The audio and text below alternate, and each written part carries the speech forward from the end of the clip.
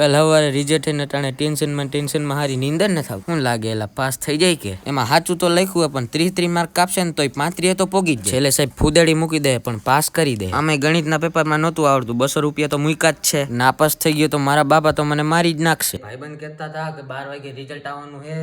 અરે યાર હજી નથી આવ્યું ભાઈ કાલ રિઝલ્ટ હે હે હું તો હો તેમાં રાયડું હું નાખસ હું તો હોય તો હુઈ જા ને ભગવાન સિવાય કોઈ સાચું નથી રિઝલ્ટની વેબસાઇટ હેક થઈ જાય તો ઉપાડી જ જાય વેબસાઇટમાં રિઝલ્ટ બતાવે જ નહીં એટલે વિદ્યાર્થી મિત્રોને કઈ ટેન્શન જ મારા બાપા મને પટ્ટેથી મારશે કે લાકડી નારે ના બાપા હું તો મમ્મી પાછળ હંતાઈ જાય હું તો કે નહીં એટલે મને ઈ જ પ્રોબ્લેમ હે નીંદર જ નથી આવતી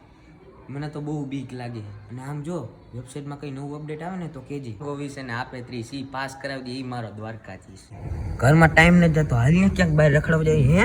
એકચ્યુઅલી માં તારા ફાધર જાગી જાહે મુક પાડા ફોન મૂક નાપાસ થઈ ગયો તો બાપા ઘરની બહાર કાઢી મૂક તોય કઈ વાંધો નહીં આપણે આઈ છે ક્યાંક કરિયાણાની દુકાને લાગી જાહું જાત મહેનત કરીને પગભર થઈ જાવ બીજું હું નાપાસ થઈ જાવ તો બાપા મારશે મારી તો નહીં નાખે હું નેગેટિવ કા વિચારું મારે પોઝિટિવ વિચારવું જોઈએ હું પાસ થઈ જ જઈશ બી પોઝિટિવ હું પાસ જ છું મારે પાસ થવાને પાપા ભગવાન મને પાસ થઈ ગયો એકવાર પાસ કરા દે એકવાર ભગવાન એકવાર મેસેજ કરતો તો કે આખી રાતમાં ગમે તે રિઝલ્ટ જાહેર થઈ શકે છે લાઈવ ચેક કરતો રહો 10 વાગે રિઝલ્ટ જાહેર કરવું જરૂરી છે આ લોકો વહેલું રિઝલ્ટ જાહેર ન કરી શકે રિઝલ્ટ નો આવ્યું યાર આજે જ રિઝલ્ટ જાહેર થવાનું હોય છે ને હવે તો વેબસાઇટ ઓપન નથી થતી કરો ભાઈ હવે ટાઈમ નથી જાતો 4:30 વાગી ગયા હવે તો ભાઈ હરી ઈચ્છા જ પ્રબળ હવે હે ને કાઈ ન કરે ડાયત ઉજાગરા ન કરે ને હવે ગોદડું રોટીને સુઈ ગયા